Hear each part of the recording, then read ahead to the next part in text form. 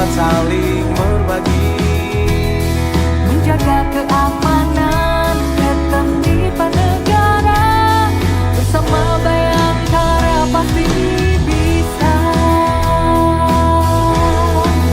takkan pernah berhenti di dalam melayani, selalu berupaya mencoba untuk hadirkan senyuman bagi semua.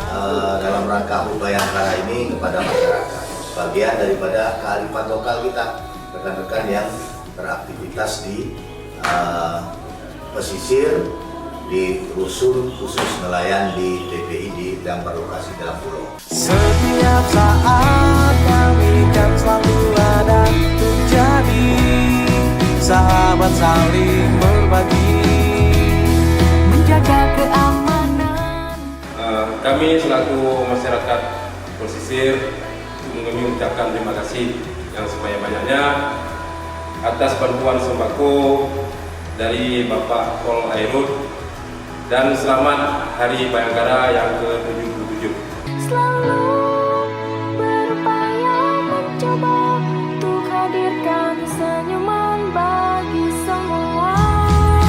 takkan pernah berhenti di dalam melayani, selalu berupaya mencoba untuk hadirkan senyuman bagi semua.